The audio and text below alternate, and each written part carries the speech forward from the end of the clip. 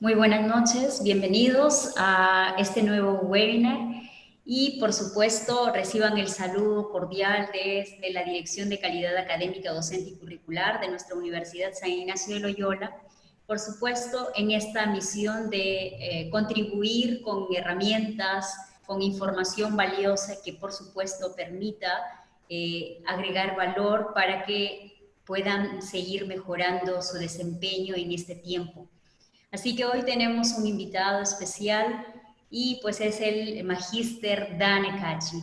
Él es magíster en docencia universitaria, especialista en innovación, TICS, evaluación, investigación, didáctica de las ciencias, metodología, estrategia de aprendizaje, especialista en docencia preuniversitaria, administrador en plataformas virtuales de aprendizaje en la Facultad de Ciencias en la UNI. Él es gerente de ingeniería de la empresa de telecomunicaciones, consultor y proyectista a nivel nacional.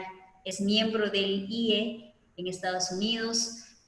Además, es docente investigador por la UNI, la UPC y varias instituciones, por supuesto, adicionales con más de 20 años de experiencia en la docencia. Y pues también colaborador en nuestro equipo de observadores, nos acompañó en alguno de los ciclos, así que conoce también un poco nuestra experiencia institucional, el enfoque que tenemos que es por competencias, y pues hoy nos va a aportar en un tema muy interesante en este tiempo, aprendizaje y entornos presenciales y no presenciales. Bienvenido, Dane, y gracias por aceptar nuestra invitación, por generarte un espacio, porque yo sé que también estás con la agenda muy recargada por todas las actividades y responsabilidades en la institución en la que laboras, pero siempre está a la disposición de aportar. Gracias. Sí, buenas noches con todos. Sí, realmente estamos preparándonos para nuestro inicio en realidad. La universidad pública, la UNI, recién va a iniciar ahora en junio, ¿no? Y bueno, esperemos que todo salga bien. Estamos preparando a todo el equipo de docentes, ¿no? Y hoy precisamente quería compartirles este tema, ¿no? Es un tema que también he estado cooperando con otros colegas, sobre todo en el marco teórico y en su aplicación, porque, por ejemplo, en la UNI recién vamos a lanzar las aulas virtuales, ¿no? Y este entorno que ahora justamente se presenta de forma no presencial, debe estar justamente alineado a lo que nosotros llamamos justamente el aprendizaje basado en competencias y se enriquece justamente por el tema de ser significativo, ¿no? Entonces, están en eso, están diseñando, los profesores van a diseñar justamente sus entornos, sus aulas, ¿no? Y vamos a ver justamente el desarrollo de las mismas, ¿no? Y para justamente dar inicio, ¿no? A a la presentación, ¿no? Bueno, ya lo mencionó Kelly, estoy justamente con los grados de licenciado en física y magíster en educación, además de telecomunicaciones, ¿no? Y tengo dos diplomas justamente en lo que es educación virtual y en lo que es implementación de entornos virtuales, ¿no?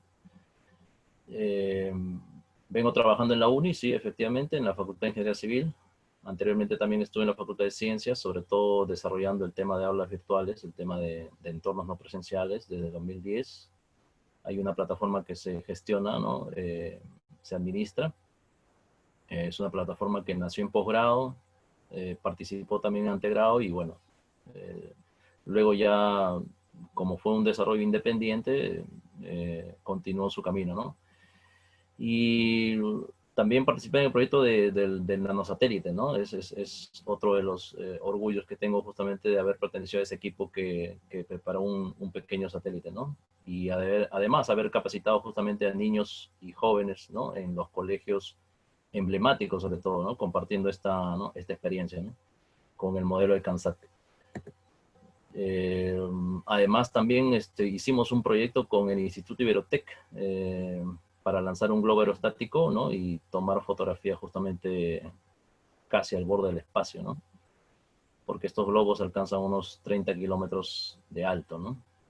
y se puede tomar fotos, ¿no? Como las que ven ahí, ¿no? Bueno, este es el índice, ¿no? De la presentación. Vamos a delimitar lo que es aprendizaje, como les comentaba, justamente esta delimitación del aprendizaje, sus procesos y las actividades involucradas, ¿no? Incluso hemos estado participando con otros colegas, ¿no? Menciono, por ejemplo, a Igor Valderrama, que de repente algunos lo conocen, destacado investigador también, ¿no? Y hemos estado precisando algunas concepciones, ¿no? Y significados, sobre todo, ¿no? Ahora vamos a hablar de esos temas, ¿no? Para lo que es el aprendizaje, ¿no? Y luego vamos a definir justamente el entorno no presencial, ¿no? Y cómo es que se conecta, ¿no? Con este proceso, ¿no? De aprendizaje, ¿no? Para luego enunciar una serie de herramientas que ustedes pueden implementar en su entorno, en su aula, ¿no? En este caso no presencial, ¿no? Algunas precisiones justamente del webinar, de la charla, es que no vamos a hablar de tecnología. En realidad, esto es un tema transparente, ¿no? No importa qué tecnología estamos utilizando. No vamos a hablar de algo específico, ¿no? De un aula virtual específica, ¿no? Tampoco vamos a enseñar a usar un aula virtual. De eso no se trata la charla, ¿no? Es en realidad transparente al propietario, marca, modelo, lo que quieran llamarle, ¿no? De lo que es justamente un entorno no presencial, también conocido de manera coloquial como un aula virtual, ¿no? Bueno, y todo empieza justamente con la búsqueda de información. Si ustedes han reconocido justamente este término, precisamente el aprendizaje que ahora está justamente dominando, ¿no? Los escenarios, sobre todo desenvueltos por competencias, tiene que ver justamente con esta actividad, ¿no? En realidad, de búsqueda de información, ¿no? Si uno revisa, ¿no? Por ejemplo, empezando con la RAE, encuentra interesantes definiciones, ¿no? La RAE menciona justamente este término, ¿no? De aprendizaje como una acción, ¿no? Y sobre todo hay algo que resalta la RAE, ¿no? Que es justamente un cambio de conducta, ¿no? Es algo que en realidad en la literatura, ¿no? Se presenta cuando uno alcanza justamente a buscar estas definiciones, ¿no? Y otra cosa que también destaca es la experiencia, ¿no? La experiencia que tiene el aprendiz, el estudiante, ¿no? El involucrado en este proceso, ¿no? Y nosotros podemos justamente ver bastante literatura, ¿no? Aquí dos de las que hemos escogido, ¿no? Es de Jonassen. David Jonassen es un profesor dedicado a lo que es las ciencias de la computación, mientras que Castañeda Del son involucrados solamente en enseñanza, ¿no? De ciencias, en este caso educación, ¿no? Sociales, ¿no? Pero estos grupos de investigadores, ¿no? Tanto Jonassen como el de Castañeda Del coinciden, ¿no? Coinciden justamente en la precisión de lo que es el aprendizaje, que en realidad es un término bastante complejo de definir, ¿no? Como ustedes deben saberlo, ¿no?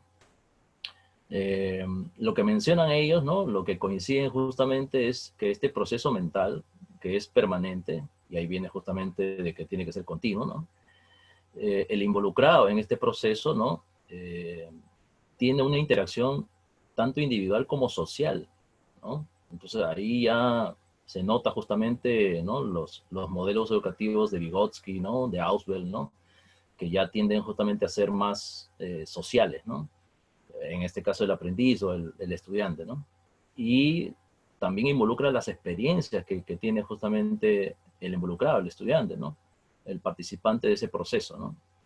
Y lo que construye, ¿no? Lo que construye justamente a partir de esa interiorización, ¿no? Del contenido, del nuevo conocimiento, de las nuevas teorías, ¿no? Y eso destaca justamente en un cambio, ¿no? Precisamente el cambio que podría ser conductual o que de repente no se manifiesta tan rápido y es potencial, ¿no? Eventualmente eso, ¿no? Traerá un cambio de conducta, ¿no? Y eso en realidad toma su tiempo, ¿no? No es no es tan rápido, ¿no? Puede ser inmediato como también puede ser, ¿no? De bastante duración, ¿no? Por eso el aprendizaje es complejo, ¿no? El aprendizaje involucra muchas dimensiones, ¿no? En el que justamente lleva a cabo todo ese proceso interno, ¿no? Esa interiorización que Auswell decía justamente que hacer que el contenido pertenezca, ¿no? Al sujeto, al individuo, al aprendiz, y que lo haga suyo y que forme parte prácticamente de sus entrañas, pues, ¿no? Para que lo ponga en acción, ¿no? Es una definición que es bastante difícil de medir, ¿no? Sobre todo, ¿no? Nosotros que estamos involucrados en educación, ciencias, matemáticas o lo que fuese, ¿no? De teoría, ¿no? Sabemos que tenemos que tener evidencia, ¿no? Evidencia de lo que queremos justamente verificar, ¿no? No importa que sea de sociales, no importa que sea de ciencias exactas, matemáticas o de ciencias naturales, ¿no? Como es el caso del curso de física, química, ¿no? Medir es lo que nos interesa, ¿no? Medir para justamente verificar que ese aprendizaje se ha producido, ¿no? En el aprendiz, ¿no? Y eso, pues, involucra eh, bastante, una bastante difícil tarea, ¿no? Difíciles acciones también y seguramente actividades, ¿no? Que hay que involucrar al estudiante para que justamente este aprendizaje se produzca, ¿no? Y hay evidencia justamente de ello, ¿no?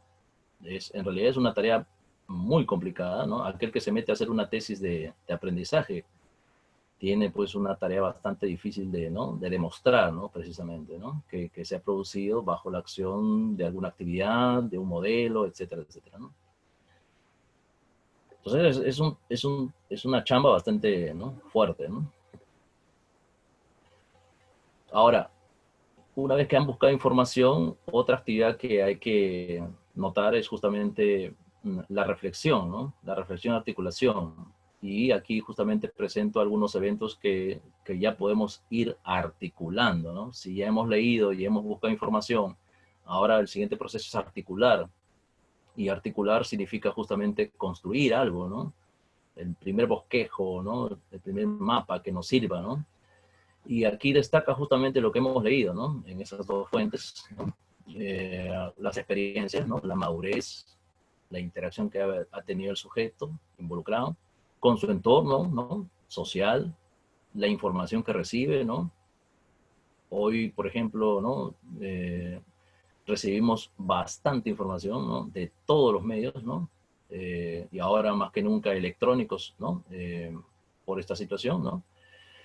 Y eso generalmente pues lleva a que el individuo, ¿no? Articule y produzca cambios, o sea, puede generar cambios, ¿no? Nuevas ideas, ¿no? De repente ¿no? Se le ocurre algo nuevo, ¿no? Y lo que se espera es que tenga repercusión, ¿no? Repercusión justamente en su conducta, ¿no? La conducta que eventualmente va a tener cuando él se integre pues a la sociedad, ¿no? En el caso de un estudiante, ¿no? Se espera eso, ¿no? De que se produzca un buen cambio además, ¿no? Que no suceda lo contrario, ¿no? Entonces digamos, serían los eventos más importantes en el proceso de aprendizaje, ¿no? Y luego de haber articulado, ¿no? Eh, vamos a socializar, ¿no? Vamos a compartir, ¿no? Y vamos a destacar, ¿no? Lo que sería justamente las características más resaltantes del aprendizaje. Lo que hemos descubierto ahora con las evidencias, ¿no? Es que el aprendizaje es personal. El aprendizaje es personal y es significativo para el estudiante, ¿no? Involucra también emoción, ¿no? Involucra también emoción por haber aprendido, ¿no? El estudiante se emociona por haber conseguido, ¿no? Haber aprendido algún contenido específico, ¿no? Se sostiene, como han visto, en la búsqueda de información. La información justamente que el docente puede haber, ¿no? También alcanzado, ¿no? Pero se sostiene con ella, ¿no? La búsqueda de información. Y no solo eso, ¿no? También en la articulación de la misma. Elaborar un sistema articulado de información. De eso justamente depende que el aprendizaje vaya, ¿no? Escalando, ¿no? En nivel, ¿no? Y luego viene la parte de socialización, ¿no? Que lo destaca, pues, ¿no? Ya como ustedes saben, la teoría de Vygotsky, ¿no? Eh, Brunner también, ¿no? La parte social, ¿no? Digamos que estas son las características que hay que recordar, porque muchos de los que están aquí justamente están implementando una plataforma, un sistema no presencial, un aula virtual, ¿no? Como se le llama coloquialmente, ¿no? Y no deben olvidar esto, ¿no? Que todo lo que ustedes están construyendo, ¿no? Tiene que involucrarse con estas características, con estas dimensiones del aprendizaje, ¿no? Para que justamente se consiga ello, ¿no? Se alcance justamente, ¿no? A que el estudiante aprenda, ¿no? Aprenda cierto contenido específico, ¿no? De cualquier rama de las ciencias, ya sea sociales, naturales o exactas, ¿no? Entonces, destacamos las actividades para un aprendizaje que se va a llamar significativo, ¿no? Es esta búsqueda de información y articulación, ¿no? El proceso de reflexión y el proceso de socialización. Hay que destacar también que en ese proceso de reflexión, eh, aquí no me van a dejar mentir los filósofos, seguramente hay filósofos también que están escuchando o están involucrados con esa ciencia, ¿no? La reflexión involucra justamente construir significado. O sea, ¿por qué es importante? Porque el estudiante construye un significado. ¿Y qué cosa es un significado? Un significado es algo que queda en él y es importante para él, ¿no? En la medida justamente que se ha enriquecido por las fuentes, ¿no? Y es importante porque le ha encontrado sentido, ¿no? Ese nombre significado, no me van a dejar mentir aquí los filósofos, ¿no? Que el significado es un término contundente, ¿no? Que el estudiante llegue a construir un significado en base a la reflexión es algo contundente en el aprendizaje, ¿no? Y bueno, ya vienen justamente, ¿no? los trabajos de Vygotsky con la socialización, ¿no? Es la base justamente de su teoría, ¿no? Para que justamente ese desarrollo potencial, ¿no? Se manifieste, ¿no? A la otra zona, ¿no? La llamada justamente, ¿no? Zona ya de desarrollo próximo, ¿no? Eso es importante, que el estudiante socialice, ¿no? Por eso es que ustedes se involucran, pues, ¿no? Sus actividades de foros, ¿no? De grupos, ¿no? Porque precisamente es parte de algo importante, ¿no? De este proceso de aprendizaje, ¿no? Para que sea significativo, ¿no?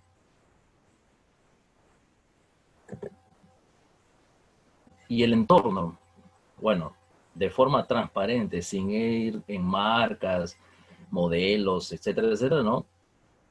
Jonathan, que es justamente experto en sistemas, ¿no? Y en ciencia de computación, lo define como un recurso informático. Es eso, ¿no? Basado en software, ¿no? Pero que está diseñado justamente para que el estudiante, el participante, ¿no? Tenga estas actividades, ¿no? Con alguna presentación, que puede ser por botones, puede ser por enlaces, ¿no? Puede ser de alguna otra manera, ¿no? Que se pueda crear justamente un entorno diseñado, pero sobre todo para que este entorno sea, de acuerdo a lo que hemos leído, ¿no? A lo que hemos presentado, ¿no? Sea personal. Aquí justamente es lo más importante, ¿no? Que el entorno debe ser justamente para que genere eso, ¿no? Ese trabajo personal. Y luego viene la parte social, ¿no? De compartir, ¿no? De cooperar, ¿no? El trabajo en equipo, ¿no? Que ustedes lo preparan justamente con sus actividades, ¿no? Por eso es que este entorno, hay literatura ya justamente que habla del entorno personal. Es una construcción bastante importante, ¿no? El entorno personal de aprendizaje, ¿no? Porque precisamente esa característica se presenta en el aprendizaje, en el proceso de aprendizaje, ¿no? Por eso es que el entorno lleva ese nombre, ¿no?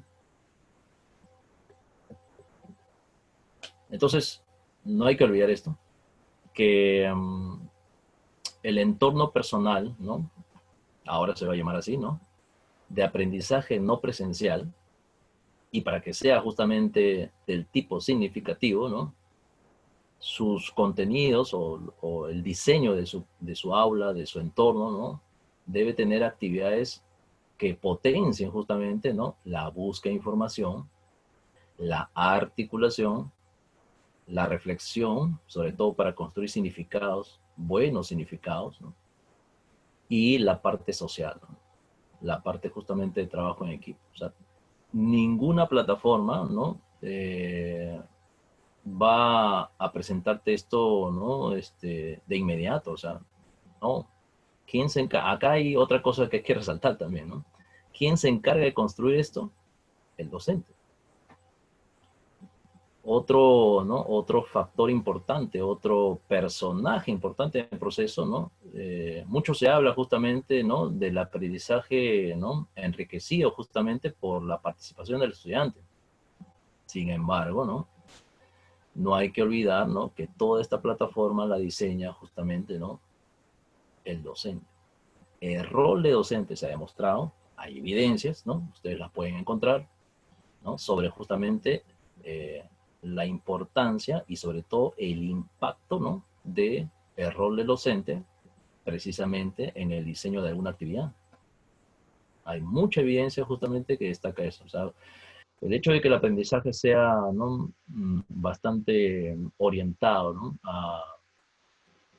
a que el personaje central, ¿no?, sea justamente, ¿no?, de esta novela, ¿no?, de este trayecto, ¿no?, de este proceso del estudiante, en realidad también tiene que destacarse justamente, ¿no?, el rol del docente, ¿no? O sea, no hay que perder de vista también eso, ¿no? Hace poco estuve participando justamente en una sugerencia para modelo educativo en posgrado, y pueden creer que en un modelo de posgrado se pretenda usar un modelo bastante conductista, bastante cognitivista, como un modelo, digamos, para arrancar en un posgrado. ¿Ustedes estarían de acuerdo con un modelo educativo de este tipo, ¿no? En un sistema de aulas virtuales, por ejemplo, con un modelo conductista y un modelo cognitivista, ¿no?, como es el caso de Gasné, por ejemplo, ¿no? Eh, es para, ¿no?, debatir, ¿no? Porque ahora la tendencia y la literatura justamente que uno encuentra para este tipo de, ¿no?, de entornos, ¿no?, de aprendizaje, ¿no?, no presenciales, destaca que justamente el trabajo, ¿no?, colaborativo, ¿no?, social, ¿no?, la cooperación, etcétera, etcétera, ¿no?, que no se presenta en los otros modelos educativos, ¿no? Entonces, hay bastante literatura que dice, ¿no?, que debemos, ¿no?, ir por este camino, ¿no? Porque hay evidencia, ¿no?, de lo mismo, ¿no? Si somos de ciencias, ¿no?, sociales, exactas o naturales, ¿no?, nosotros trabajamos con evidencia, ¿no? Y si existe esa evidencia, ya podemos tomar alguna decisión, ¿no? Entonces, para ir cerrando, ¿no?, y pasar a las consultas, ¿no?, esto es lo que eh, venimos construyendo, ¿no?, también con otros colegas, ¿no? Eh, ¿Cómo deben ser las herramientas de un entorno personal de aprendizaje justamente significativo, ¿no?, y no presencial? Pues debe tener estos componentes, ¿no? La parte de búsqueda de información, articulación, eh, esta parte de reflexión, ¿no?, para construir un significado, ¿no?, y la parte de socialización, ¿no? Y ustedes conocen esos términos que figuran justamente en esos hexágonos, ¿no?, que son justamente los famosos botones de chats, de wikis, de foros, ¿no?, para incrustar un video, ¿no?, para hacer justamente una interacción con algún mapa mental, ¿no?, tablas dinámicas, etcétera, etcétera. O sea, hay miles de formas de hacer que tu plataforma, tu aula virtual o tu entorno no presencial tenga justamente ¿no?, estos elementos, ¿no?, que van a potenciar justamente el aprendizaje significativo justamente en el estudiante para logros, ¿no?, que ustedes han planeado, ¿no? Esto, digamos, es lo que se llamaría un entorno personal, ¿no?, de aprendizaje significativo, ¿no? en este caso, por la coyuntura, pues, ¿no? Ahora llamado no presencial, ¿no? Es el término que se ha acuñado, ¿no? Aunque algunos autores ahorita, ¿no?, llaman solamente a esto una situación de emergencia, ¿no? Es un entorno creado justamente para un proceso, ¿no?, en una situación de emergencia, ¿no? Pero en realidad eh, hay evidencia, la literatura muestra justamente que si se va a desplegar todo este sistema, ¿no?, de esta forma, ¿no?, como lo hacen otras universidades, ¿no? Hay universidades completamente virtuales, ¿no?, no presenciales, ¿no? Y ya está demostrado que justamente potencia el aprendizaje, ¿no? El aprendizaje significativo, ¿no? Y esto justamente nos lleva a ponerlo en práctica, ¿no? En el caso de la uni, ¿no?, donde yo estoy, tenemos ese proceso de preparación, ¿no? Se viene haciendo la capacitación, el proceso justamente de armado del aula, ¿no?, enriqueciéndola, ¿no?, encontrando la mejor forma de presentar justamente todas las actividades, que no se recargue el estudiante, hay que también tener empatía, ¿no?, con ellos en la situación en que se encuentran, ¿no?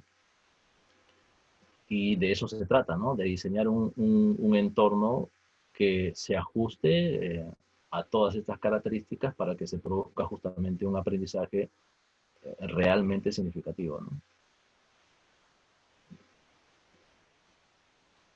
Bien, eso era lo que quería compartir con ustedes.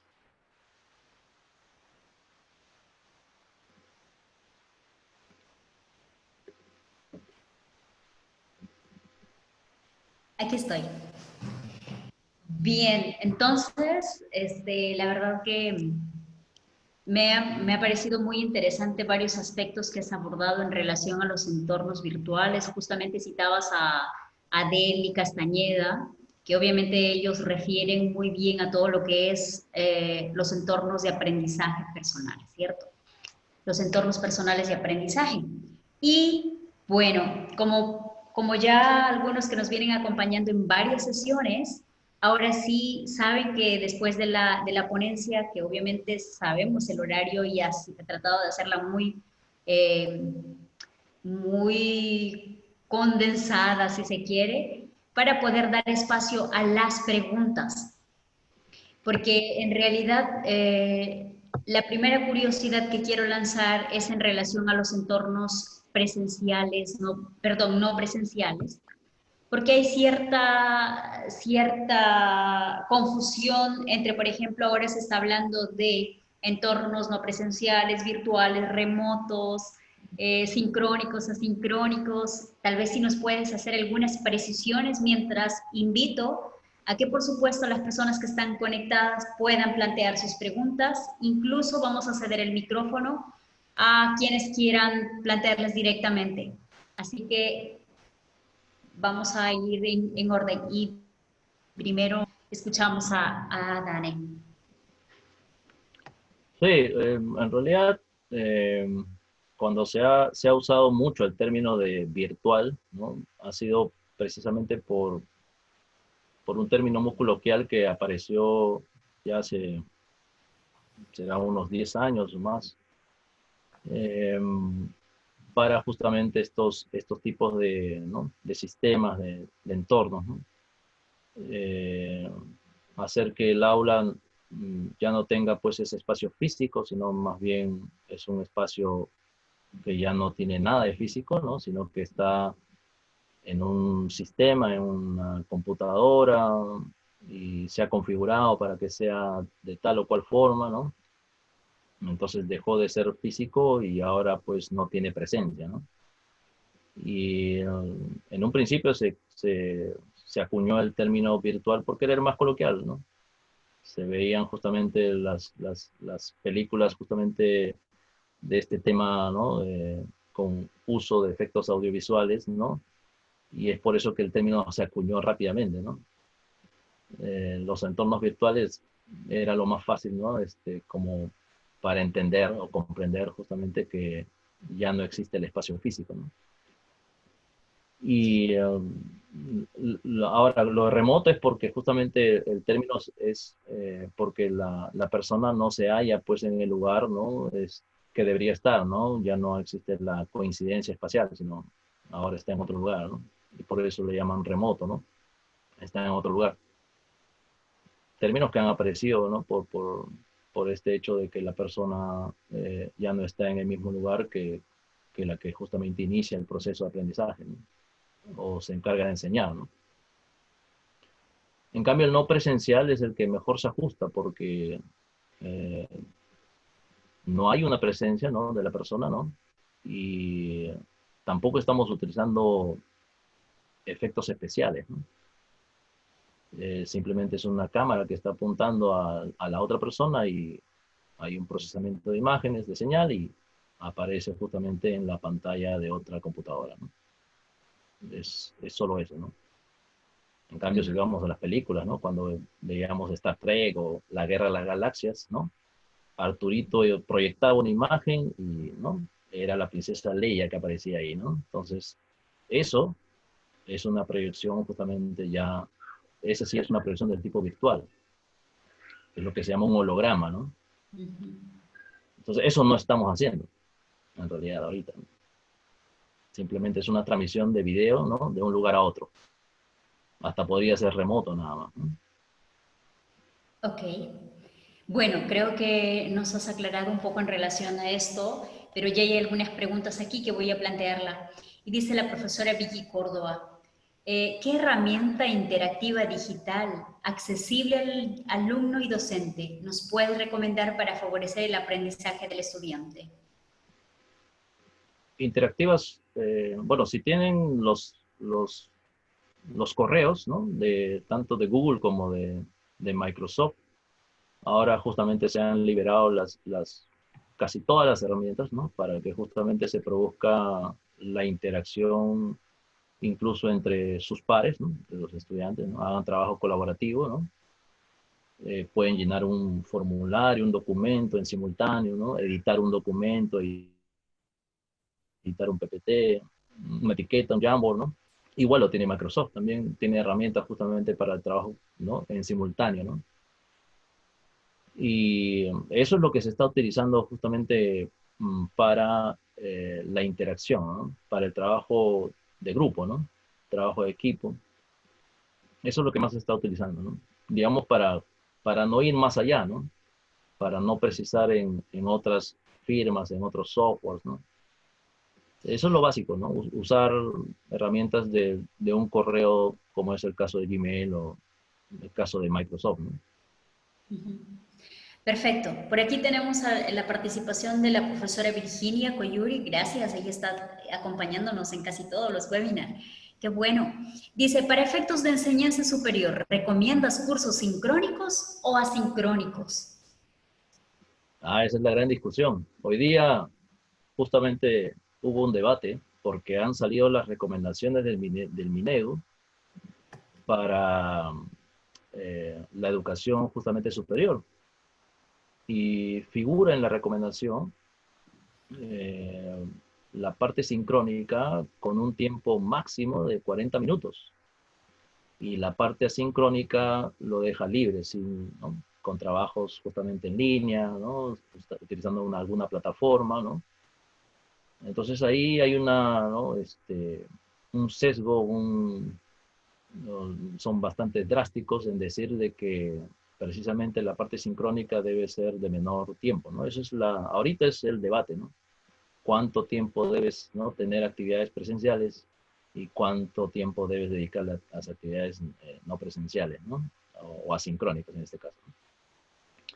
Sí, Claro, pero finalmente en este aspecto yo creo que va a depender mucho de la estrategia que el docente plantee, ¿verdad? O sea, porque correcto. obviamente cuando trabajamos por competencias, nosotros trabajamos en base a evidencias de aprendizaje, a logros esperados. Okay. Entonces, aquí depende mucho de la habilidad del docente para generar una estrategia y vea en relación a cómo va conociendo a sus estudiantes, porque de eso se habla mucho, ¿verdad?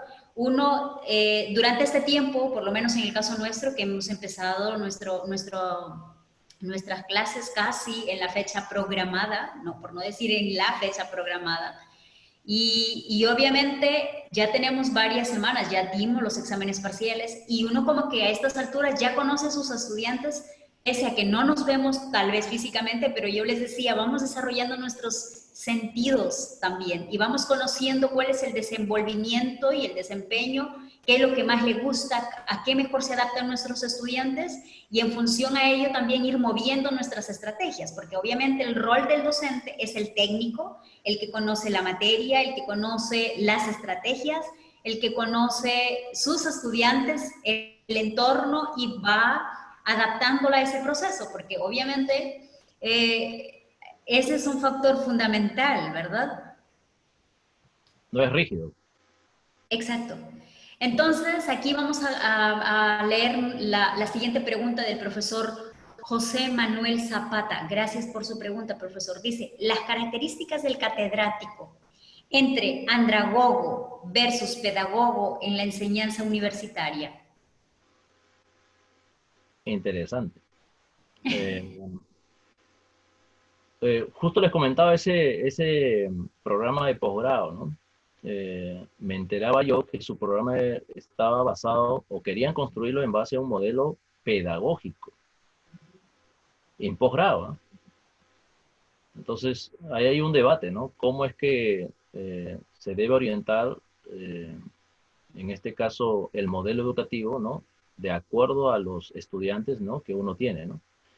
Para pregrado hay todavía, pues, una discusión, el tema de madurez, ¿no? Porque cuáles son los principios en el caso de la andragogía, ¿no? En el caso, un principio fundamental es la igualdad, ¿no? Es la igualdad justamente de los participantes, ¿no? Que existe una horizontalidad, le llaman, ¿no?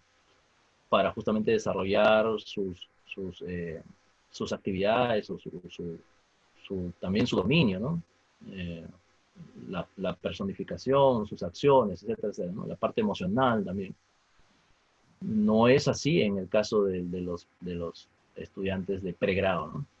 Es diferente, ¿no? Las características que tiene que tener, o las habilidades que tiene que tener el docente, eh, en el caso de ser justamente un formador de educación superior, eh, a mi opinión, debe conocer justamente cuáles son esos principios para el caso pedagógico, porque de repente va a tomar cursos ¿no? de los primeros ciclos, ¿no?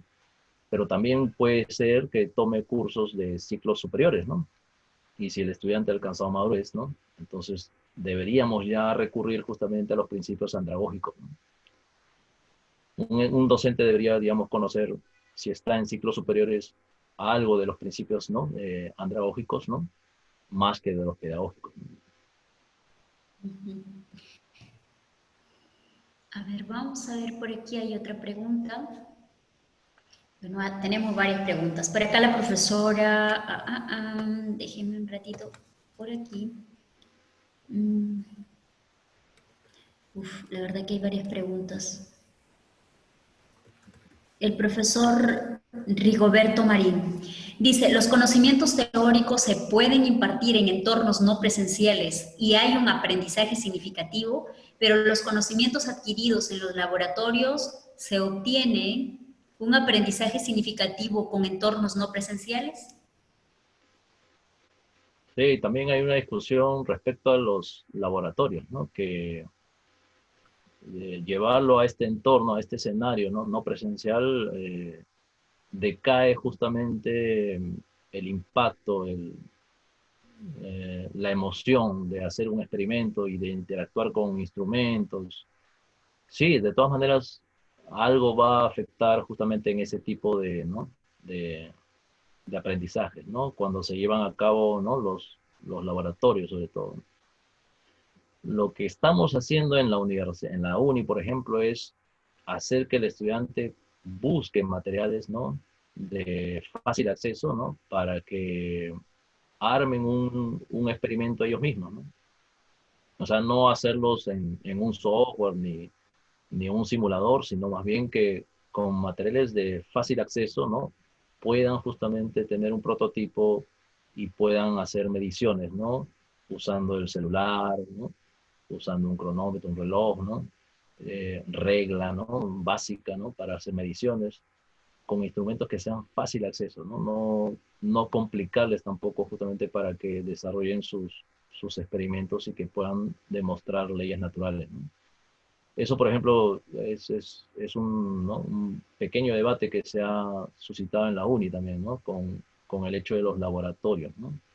No mandarlos a un simulador, sino más bien, en este caso, ¿no? Hacer que el estudiante con pocos materiales, ¿no? Fácil acceso y un celular, ¿no? Que la mayoría tienen, ¿no? Puedan justamente desarrollar experimentos, ¿no? Y hacer verificación de leyes naturales, ¿no? Y lo teórico sí, o sea, lo teórico también, porque precisamente con estas herramientas, como se mencionó, ¿no? De los correos, ¿no? De Google o de Microsoft, o herramientas que se pueden encontrar justamente de socialización, de interacción. Si el estudiante construye, ¿no? Algo, ¿no? Es una evidencia justamente, participa de ello, ¿no? Es una evidencia justamente que se está realizando algo significativo para él, ¿no? Gracias. Por acá tenemos una pregunta del profesor Luis Gabriel Quiroz. Buenas noches, gracias por la ponencia. En verdad, en este tema es muy importante en esta época de aislamiento. Mi consulta es más sobre el término aula virtual. Usado actualmente, ese término se confunde con un repositorio de información. ¿Cómo podríamos evitar que el aula virtual se convierta solo en eso, en un repositorio? Ah, por eso decía el rol del docente, pues. El docente es quien justamente se encarga de hacer esa diferencia, ¿no? Efectivamente, muchas aulas virtuales o entornos que se han construido solamente han servido para repositorio de información, ¿no? Y no se han diseñado las actividades correspondientes, ¿no? Porque precisamente esos entornos tienen algunas herramientas, ¿no? Diseñadas precisamente para que el profesor, ¿no? Integre su clase con algunas actividades significativas, ¿no? Que potencien justamente el aprendizaje de esos contenidos, ¿no? Es rol del docente, ¿no? Ahí sí mm, me gustaría justamente que profundicen más en el rol del docente. Van a ver que van a encontrar un montón de material, de referencias justamente de la importancia del rol del docente. O sea, no es solamente poner al alumno en pedestal, ¿no? Porque sin el rol del docente eh, tampoco se construye, ¿no? En realidad son dos pilares, en realidad, ¿no? Son dos pilares importantes. Claro, y bueno, fíjate, acá tenemos otra pregunta que dice el profesor Andrade, y la comento porque sé que también eres de ciencias y un poco puedes ver desde la otra perspectiva, ¿no? Porque de pronto siempre nos suelen decir, bueno, si ustedes son de humanidades, como que se enfocan más en eso, allí es mucho más fácil enseñar virtualmente.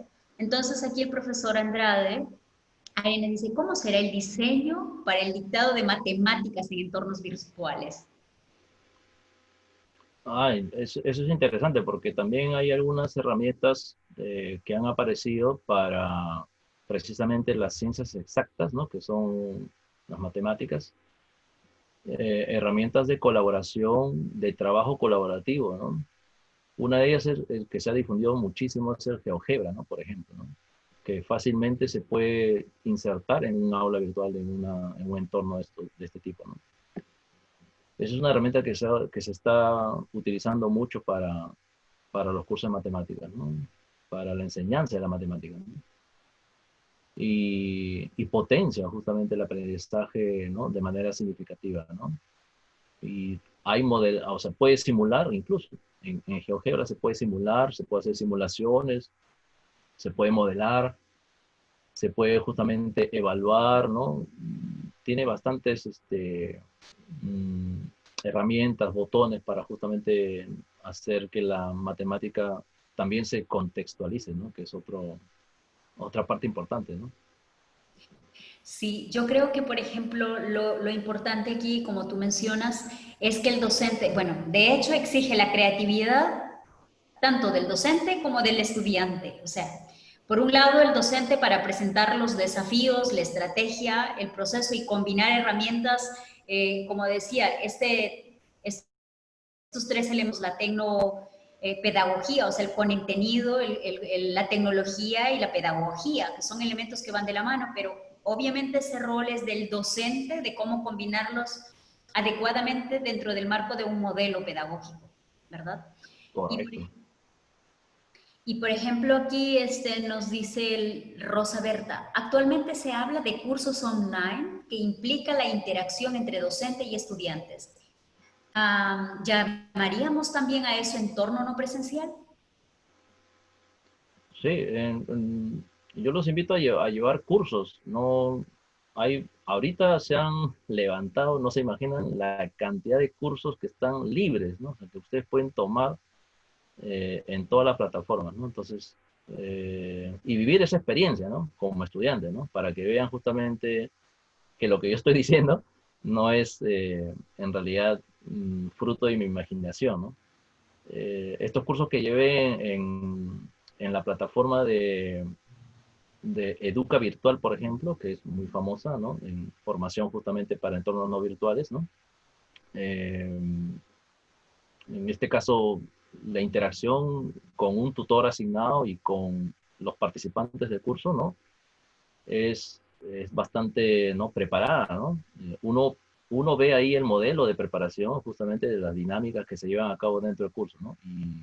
Y aprende justamente no solamente la parte del contenido que estás, ¿no? A fin de cuentas quieres obtener diplomas, sino también las estrategias, ¿no? Que diseñan y prepara justamente, en este caso, los facilitadores, los tutores, ¿no? Precisamente para que se produzca ese aprendizaje, ¿no? Matricúlense en un curso, son libres, son gratuitos y vivan esa experiencia desde el lado del estudiante y vean justamente, sientan esas estrategias, ¿no? Que utilizan los tutores, los moderadores de esos cursos, ¿no? Es la mejor forma justamente de entender cómo están dando este tema, ¿no? De los entornos no presenciales, ¿no? Hay Claro, bastantes cursos que están abiertos. porque es importante diferenciar allí, yo sí creo, en la modalidad de MOOCs, por ejemplo, que son los cursos masivos abiertos, y que obviamente allí es 100% asincrónico. Y por supuesto tiene una estructura diferente a la que, por ejemplo, en el modelo nuestro, que estamos combinando ambos elementos, ¿verdad? Entonces, porque ahí es verdad, yo he llevado también varios cursos a través de esta modalidad y obviamente en algunos me he inscrito por vivir la experiencia dentro de esos entornos de aprendizaje. Es la mejor forma. Uh-huh. Y bueno, pues también aprende. Mira, tenemos acá otra pregunta. Sí, Dice bastante. Brahim, buenas noches. Hemos visto como un rechazo de la modalidad no presencial por los estudiantes. ¿Cómo podemos motivarlos? Y desde luego evitar el retiro de los estudiantes del curso, de los cursos. Bueno, hay algo que también se puede discrepar, ¿no? Aquí en el Perú se prohibió bajo ley, ¿no? Que los cursos sean netamente presenciales, ¿no? El porcentaje de horas, ¿no? O de créditos que Virtuales. debe tener el curso debe tener eh, casi, o sea, el 100%, ¿no? Estaba prohibido, ¿no? Y acaban ustedes de recibir en sus manos la nueva ley que ahora sí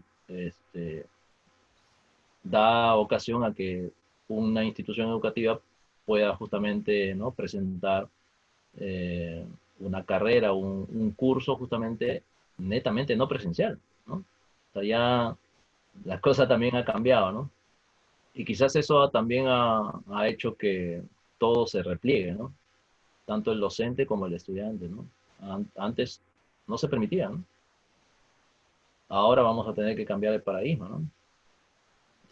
Bueno, en realidad yo creo que es un tiempo de reinventarse en general, tanto las instituciones, de renovar nuestras perspectivas también del docente, empezar a mirar otros enfoques. Ahora, por ejemplo, se habla mucho de los entornos de aprendizaje de los entornos personales de aprendizaje, del aprendizaje ubicuo, o sea, se habla de muchas cosas en realidad que el docente, que le invita al docente también a abrir su mente y verla desde la perspectiva del estudiante. Si tú estuvieras desde el otro lado, ¿qué es lo que te gustaría? Tal vez es una buena pregunta hacerse constantemente.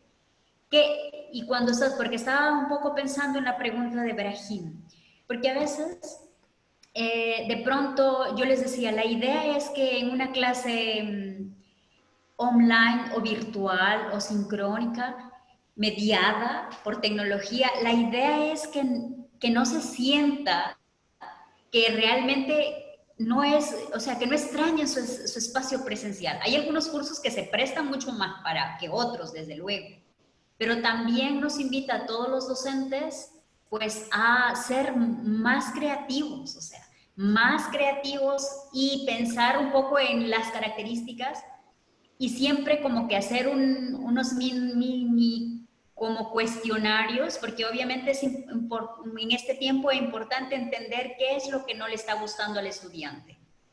¿Es exactamente que no le gusta la modalidad?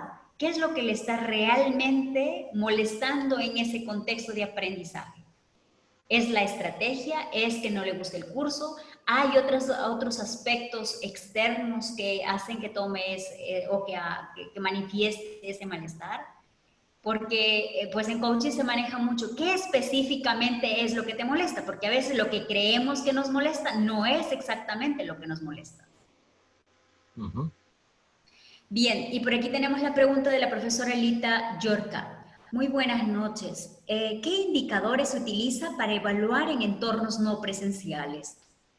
¿Cuáles recomienda para evaluar a los estudiantes individualmente en los entornos no presenciales? ¿Se debe evaluar en grupo o individualmente? Gracias. En ambas formas. Tiene que tener las dos partes, ¿no? La evaluación individual y la grupal, ¿no? No se, no se prioriza ninguna, ¿no? Porque tiene que tener ese componente social, ¿no? Tiene que interactuar con sus pares, tiene que socializar, ¿no? Porque si ese estudiante ha aprendido algo, para que eso se refuerce y ya forme parte de él, ¿no? Lo tiene que comunicar, lo tiene que transmitir, lo tiene que socializar. Pues sí, efectivamente, nosotros más aprendemos cuando explicamos lo que hemos entendido, ¿cierto? Y la idea aquí del docente es que, pues obviamente esté atento a ver esos vacíos para poder retroalimentarlos o elevar el nivel de complejidad en el aprendizaje. Entonces, eso también implica rediseñar mis estrategias. Y por aquí tenemos una pregunta del profesor Rigoberto Marín. ¿Los conocimientos teóricos se pueden impartir en entornos no presenciales? Y hay un aprendizaje significativo, pero los conocimientos adquiridos, bueno, en los laboratorios, eso ya lo resolvimos, ¿verdad? Creo que me estoy... Quisiera compartir una experiencia exitosa con jóvenes sobre el uso de las herramientas que mencionó para la parte de reflexión. Profesora Clotilde, ¿usted quiere que le activemos el micrófono para que nos comparta la experiencia? Porque a mí me parecería que sería lindo que nos comparta su experiencia. Por supuesto. Profesora Clotilde, ¿está por allí? Clotilde Amable.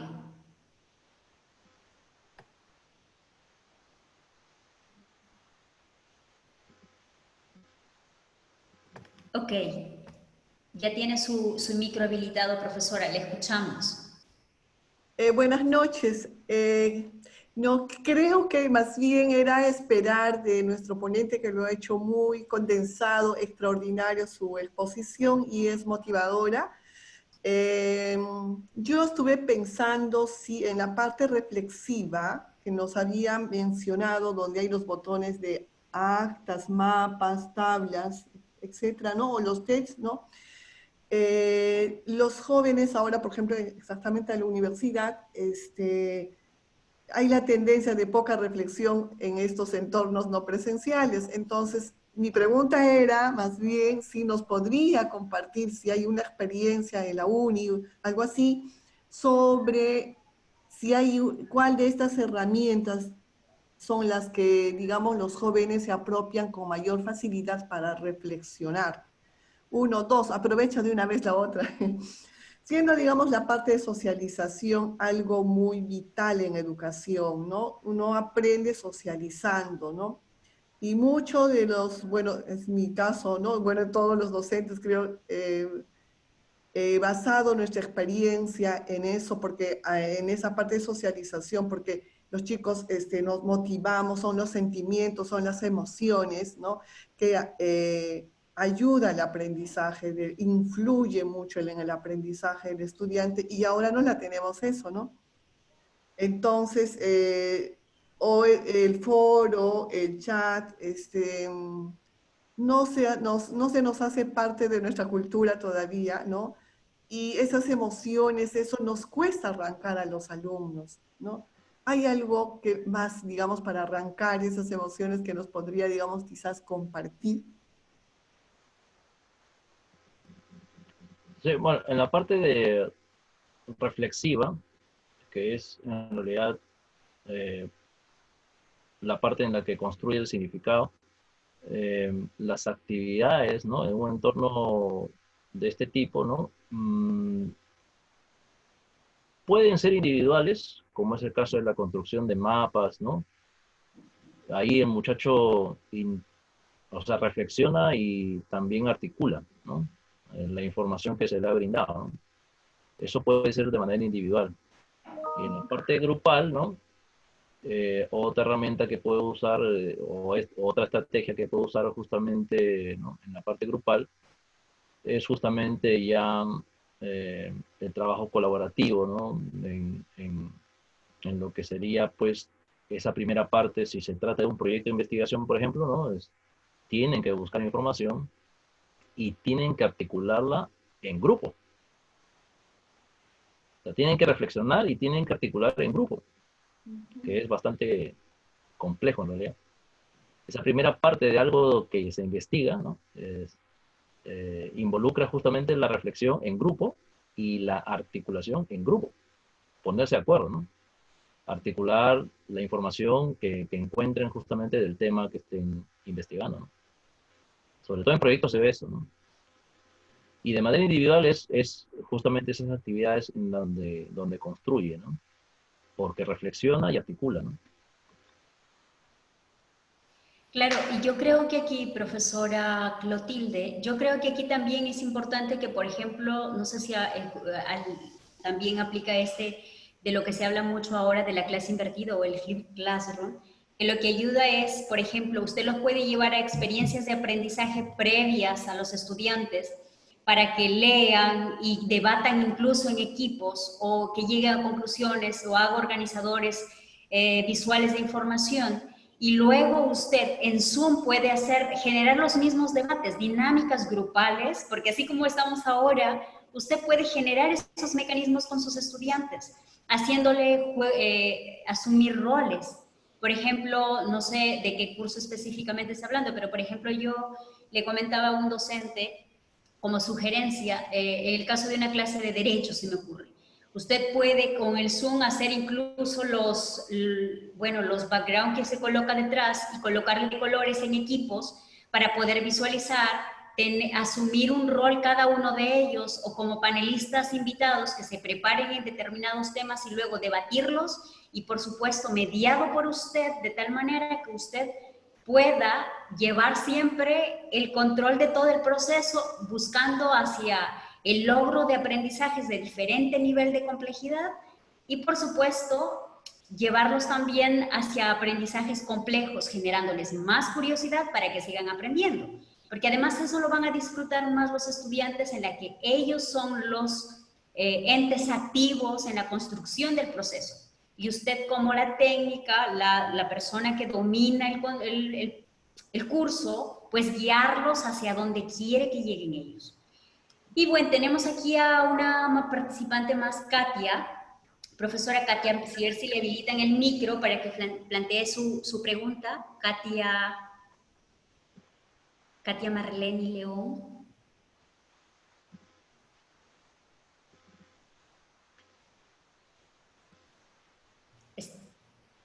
Activa perfecto. ¿Está? ¿Aló? Hola, ¿cómo está? Buenas noches. Buenas noches, Kelly. Buenas Buenas noches. noches. Bueno, muy contenta de la capacitación que nos están dando en la universidad. Realmente me está llenando mucho, ¿no? El gran vacío que dejó el corte de las clases presenciales, ¿no? Bueno, quería compartirles con ustedes mi quehacer pedagógico esta semana en la búsqueda de ese aprendizaje significativo, que es el conectar con la parte de la emoción y la funcionalidad de mi curso, que es de inglés, ¿no? He tenido que esta semana buscar muchos recursos tecnológicos, ¿no? Como es en el caso de los whiteboards, ¿no? Que son las pizarras interactivas, ¿no? Correcto. Y eso me ha permitido a mí incentivar el trabajo colaborativo en los alumnos, ¿no? Y que puedan participar utilizando el Zoom a través de los breakout rooms, ¿no? Entonces, ha sido un trabajo bastante arduo porque al inicio, como que a ellos les costaba participar mucho, ¿no? Y lo importante aquí era visualizar lo que ellos producían, ¿no? Entonces, esta semana, por ejemplo, el día de hoy, ¿no? Viendo esto del aprendizaje significativo, tiene que conectar con algo, con algún punto de interés de los alumnos, ¿no? Que les lleve a ellos a ver que para algo sirve lo que ellos están aprendiendo, ¿no? Entonces, el día de hoy, por ejemplo, ellos tenían que hacer un párrafo, ¿no? Y el tema era sobre qué es importante para ellos en la vida, ¿no? Y estructurar sus prioridades, ¿no? Entonces, para ir llevándolos al el producto final, que es un párrafo, primero lo que hice, pues bueno, es presentar algo un poco llamativo, de parte mía, ¿no? O sea, mis fotos principales, ¿no? Y la lista de prioridades a través de las fotos que yo mostraba, bueno, que tenía en mi Face, ¿no? Y de acuerdo a eso, ellos iban sacando, ¿no? Las prioridades que ellos también pueden tener en sus vidas, para llevarlos a la parte de los secuenciadores, ¿no? Para organizar su par. Entonces, ellos para esto tenían que hacer, utilicé la herramienta del Go Core, ¿no? Un mapa mental, para que ellos en grupo, ¿no? Pudieran ahí plasmar, ¿no? Esa lista de prioridades que es para ellos, ¿no? Esas listas de prioridades que es más importante en su vida, ¿no? Y a través de los breakout rooms ellos mostraban el link, ¿no? Del mapa conceptual y iban construyendo, ¿no? Ideas, primero las ideas que van a ir en el párrafo, ¿no? A través, utilizando los secuenciadores lógicos, ¿no? Entonces, fue bonito porque ellos hablaban sobre lo que va a ser su futuro, las prioridades que ellos tienen en su futuro, ¿no? Y yo les decía a ellos que traten de hacerlo con bastante inspiración porque es de lo que ustedes mañana más adelante van a ver y lo que ahora es lo que a ustedes les mueve a levantarse en las mañanas porque eso es lo que van a lograr, ¿no? Entonces, bueno, el trabajo en los breakouts fue bastante bueno, lo he puesto en mi campo virtual y todo. Entonces, después de esa parte, ¿no? Que ellos han elaborado todas sus ideas en ese mapa mental, ellos han tenido que socializar, ¿no? Entonces, los traje de nuevo a todos, ¿no? Y al socializar iban diciendo, ¿no? Yo quiero esto, yo quiero otro, esto yo voy a hacer, ¿no? Entonces, y todos hablaban. La verdad que a mí me ha llenado, me ha cambiado porque al inicio, bueno, al inicio de todo de este periodo no especial, me costaba mucho que los chicos hablaran, pero esta semana ha sido realmente maravilloso porque aplicar todas estas nuevas herramientas tecnológicas e incentivar el trabajo colaborativo, ¿no? Ha sido un reto y los chicos lo han logrado, los he felicitado mucho, tengo todos sus trabajos, lo he colgado en el Face, ¿ya? Entonces, yo pienso que sí se puede, ¿no? Si tocamos esa parte de la emoción, del interés y lo que es para ellos significativo, ¿no? Entonces esa parte de socialización es muy importante, ¿no? Entonces ese mapa mental de GoCore, muy bueno. Ahora, hay alumnitos, por ejemplo, que definitivamente nunca han visto el link, ¿no? El recurso. Entonces, a ellos sí hay a ellos ahí por el Zoom, ¿no? Decirles, mire aquí, mueva acá para que lo pueda, inclusive hasta para insertar, ¿no? Claro. Pero hay que enseñarles, ¿no? Y darles tranquilidad, paciencia. Si ahorita no lo pudieron hacer, bueno, entonces revísenlo en casa, ¿no? Y les voy dando las pautas, ¿no? Y sí, y los Jamboards también los recomiendo mucho, ¿no? Es otra pizarra interactiva donde todos colaboran, ¿no? Todos hablan y se van viendo. Storyboard también he hecho, ¿no? Entonces, pero todo siempre tiene que ir ligado, bueno, a un objetivo, ¿no? Eso quería compartirles, ¿no? Gracias, Katia. La verdad que es muy inspiradora tu experiencia, me da mucho gusto. Bueno, sé que eres una profesora muy proactiva y que amas lo que haces. Y yo creo que pues un factor fundamental en este proceso es que realmente te guste ser docente. Porque cuando a uno le gusta hacer las cosas que hace, siempre va a encontrar opciones y soluciones y está dispuesto a aprender, desaprender y aprender nuevas cosas. Porque en realidad este tiempo pues es nuevo y especial y particular para todos, o sea, para los docentes y para los estudiantes. Y a veces pues cuando tú lees mensajes de algunos docentes muy densos, también los entendemos porque creemos obviamente que también están estresados y preocupados por la situación. Y pues sí, nos toca aprender también porque obviamente esas competencias tecnológicas que el docente puede ir desarrollando, cada quien a su ritmo, pues le va a ayudar mucho en este tiempo. Bien, así que pues gracias, Katy, por Gracias a contarles. ustedes. Muchas gracias. Y algo muy bonito y que siempre vengo insistiendo también desde la capacitación que hacíamos incluso coordinadores, era que y lo quiero destacar para que también les quede como un sutil mensajito a todos. ¿Cuánto conoce los intereses, los miedos, las necesidades, las proyecciones o la visión de cada estudiante, de los estudiantes? Así como Katia hace una dinámica que le permite también conocerlos, o sea, transversalmente, de cierto, hay algunos cursos que se prestan más que otros. Y si no, pues hacer un cuestionario para conocer a sus estudiantes. Mientras no conozca a sus estudiantes, va a estar ensayo y error, ensayo y error. Mientras más conoce a sus estudiantes, va a tener mucho más certeza usted al plantear las estrategias y va a saber que le van a dar resultado. Y bien, tenemos otra pregunta por aquí de la profesora Olenka Villasencio. Dice, buenas noches. ¿Qué recomienda para desarrollar competencias digitales? Justamente de lo que estábamos hablando. Competencias digitales de los docentes universitarios en este entorno de aprendizaje no presencial. ¿Podría sugerir algún modelo o algún autor? Bueno, empezando por matricularse en este tipo de webinars ya es un gran paso en realidad, porque están viviendo la experiencia de un entorno que no es presencial. Y están reflexionando, están articulando y están socializando, ¿no? Están haciendo todo lo que se necesita justamente para que el aprendizaje sea significativo, ¿no?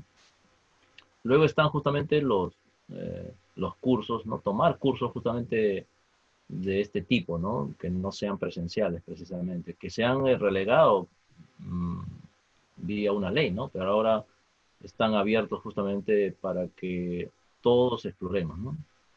Y herramientas van a encontrar en realidad de diversos tipos, ¿no? O sea, desde estas plataformas de cursos, ¿no? Como son los MOOCs, hasta justamente algunos webinars que están abriéndose libre, ¿no? Como es el caso del que están asistiendo, ¿no?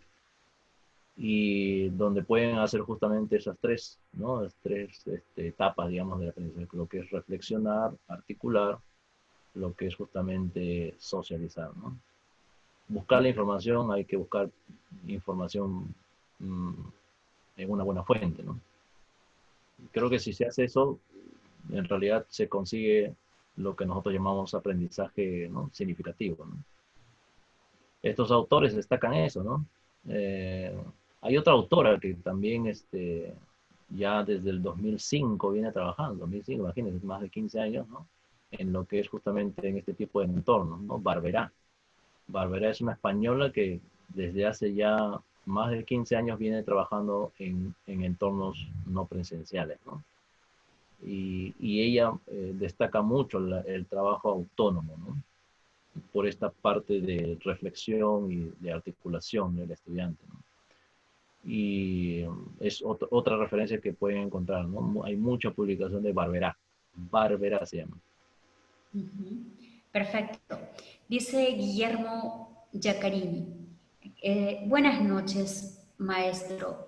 Justamente resaltando que el GeoGebra es indispensable en los cursos de ciencias, también podemos apoyarnos en ciertas pizarras digitales, como justamente lo que mencionaba Katia, parece que el profesor, el whiteboard, etcétera. ¿Qué opina acerca de utilizar y variar programas digitales en una misma clase?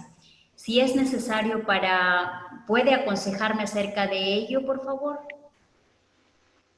Eh, Ahí justamente hubo una discusión en la presentación, la estrategia de presentación o el canal de comunicación, ¿no? Para la clase, ¿no? Hay algunos profesores que están acostumbrados a la pizarra, ¿no? No son de preparar materiales, PPT, etcétera, etcétera. Entonces ellos se sienten muy cómodos en lo que son justamente estas pizarras, ¿no? Y se han liberado también algunas, ¿no? Eh, Como es el caso de Whiteboard, como es el caso de iDrew también, y el mismo Jamboard también, ¿no? Del correo, si uno tiene correo de Gmail, tiene esa pizarra de Jamboard, ¿no? Y incluso si tienen Zoom, bueno, si tienen la cuenta Zoom, también tienen una pizarra justamente para poder hacer una clase, ¿no? En una pizarra en blanco, ¿no? Y esto es porque el profesor se siente más cómodo escribiendo, ¿no? A través de justamente lo que llamamos la comunicación gráfica, ¿no? Porque es más cómodo para él. Es más directo para él, ¿no? Y no necesita materiales o no prepara justamente materiales, pero queda justamente estos bocetos, ¿no? Que algunos al gusto llegan a ser muy artísticos, ¿no? Eh, muy bien elaborados, ¿no? Y bueno, lo otro es utilizar pues una herramienta de presentación, ¿no? Ya sea un simple PPT o un precio o algún otro, ¿no? Alguna otra construcción que se pueda justamente adaptar, ¿no? Algunos están prefiriendo hacer eh, este tipo de trabajos, ¿no? Tanto en pizarras en blanco, ¿no? Pizarras digitales, como también la parte de materiales, ¿no? Preparados, diseñados, ¿no? En realidad, el canal de comunicación es diverso, ¿no? No es rígido tampoco, ¿no? Hay buenos trabajos así en pizarra en blanco y que producen bocetos muy artísticos, ¿no? Con comunicación gráfica nada más, ¿no?